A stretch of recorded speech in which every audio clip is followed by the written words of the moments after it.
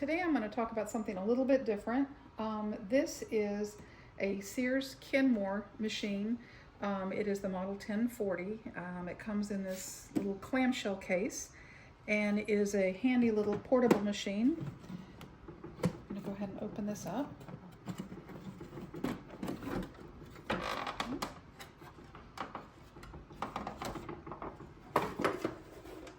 the cover slides off. And this little machine comes all packed in. Includes its foot control. And the spool pin comes up.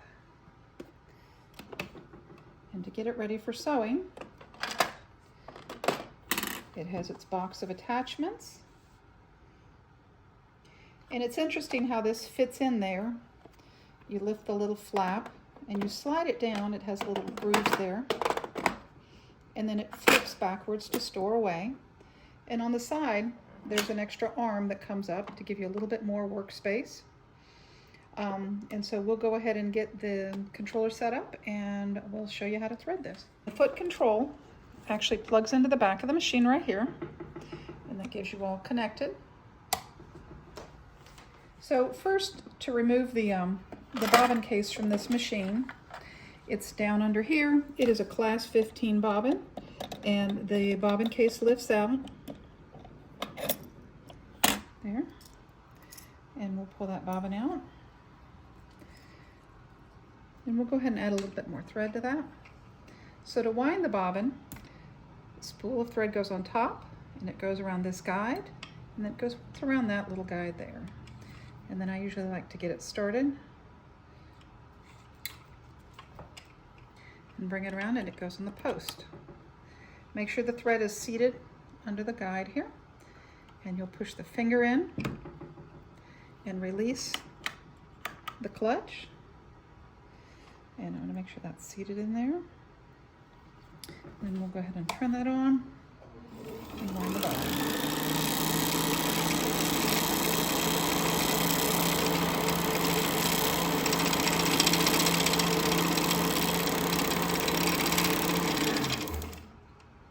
And that should work.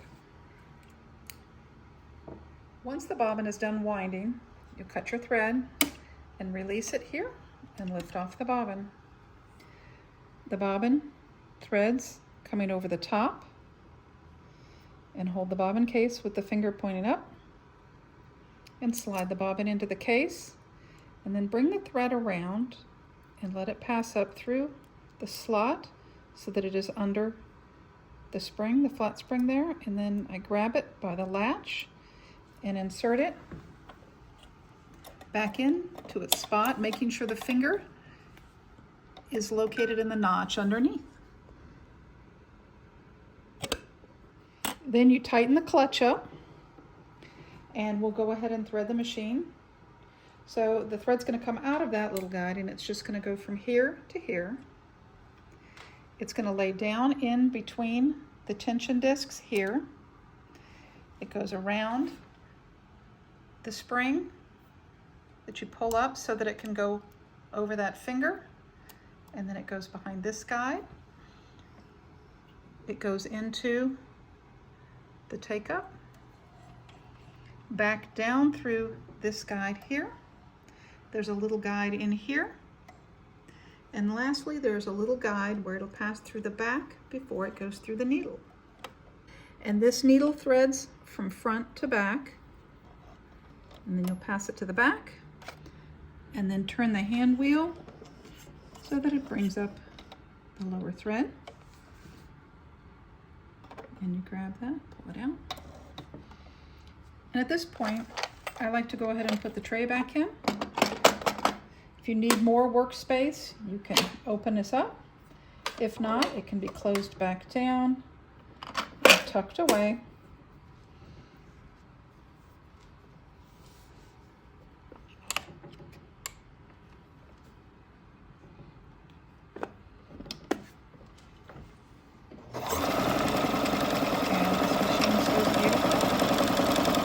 As you're sewing along, it does a nice straight stitch, and then by turning the stitch width dial here, you can dial it from the S straight stitch, you can dial it over to a 3.